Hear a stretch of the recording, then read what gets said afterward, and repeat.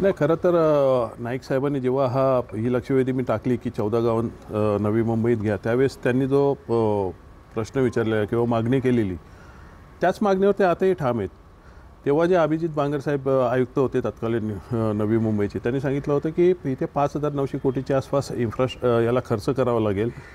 गावांच्या इन्फ्रास्ट्रक्चरसाठी 591 कोटी द्यावे लागतील आणि काही अतिक्रमण आहेत ती काढायला लागतील. आणि तीच मागणी त्यांनी परत रिपीट केलेली आहे.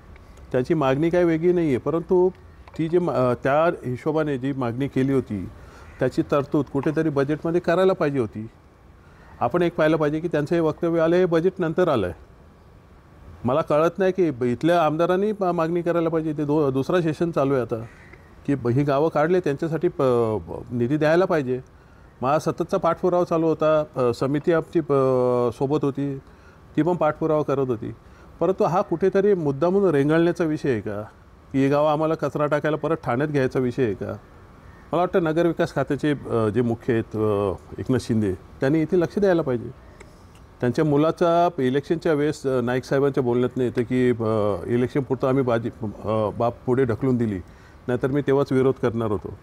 तर नक्की ठरलेलं काय यांच्यात की इलेक्शनपुरती गावं हो बोलायचं आणि नंतर परत ती तशीच टांगती ठेवायची का? तर आगरी लोकांचा फक्त राजकारणासाठी उपयोग करायचा आणि असंच वाऱ्यावर ही गावं सोडून द्यायची आहेत का आमची? माझी एकनाथ शिंदेंना पालकमंत्री म्हणून विनंती आहे की त्वरित या 14 गावांसाठी निधी त्यांनी जाहीर करावा. जो आडिवली बुतवली रस्ता आहे तो MMRD तर्फे त्यांनी टनेल घोषणा करावी की इथे टनेल करण्यात येईल, जेणेकरून नवी मुंबईची कनेक्टिव्हिटी होईल. मग नाईक साहेब कशाला बोलतील? आज तुम्ही बघाल इथे जे गोडाऊन्स आहेत यांचेच कच्चे बच्चे आहेत. सरकारी जमिनींवर मी माझे अनेक पत्र दिलेली आहेत की हे गोडाऊन्स काढा. सरकारी होमगार्डच्या जागेवर 6-7 एकरच्या जागेवर गोडाऊन्स बांधलेले आहेत. कुठेतरी यांचा वरदहस्त दिसतो आहे आणि अजूनही यांची काय भूक भागलेली दिसत नाही, म्हणून तरी चाललं नाही ना अशी संशयाच जागा आहे.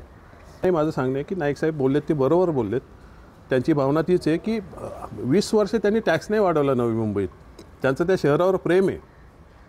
यांच्यासारखं नाही की ओरबडून घेऊन जायचे. त्या पोटतिडकीने त्या पायी ते बोलत आहेत. त्यांची मागणी रास्त जरी असली तरी माझी त्यांनाही विनंती की आम्हाला पदरात घ्या. मागच्या वेळेसही मी बोललेलो आणि तुम्ही तुमच्या लेवलला प्रयत्न करा.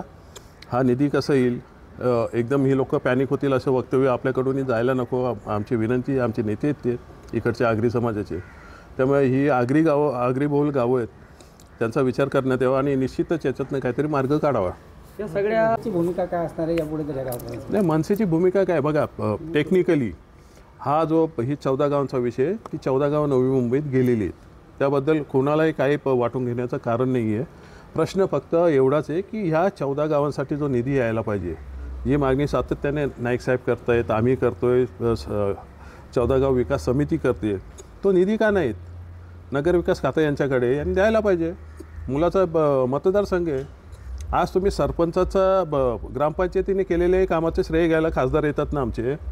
मग जा ना, बाबांना सांगा ना सकाळच्या नाश्त्याच्या टेबलवर की यांना द्या निधी. नगरविकास खातं यांचे, वेळ लागतो का याला? फक्त लोकांना वेटीस धरण्याची कामं चालू आहेत. तुम्ही आमच्या मागे या तरच तुमची कामं करू, असं राजकारण चालू आहे इथे.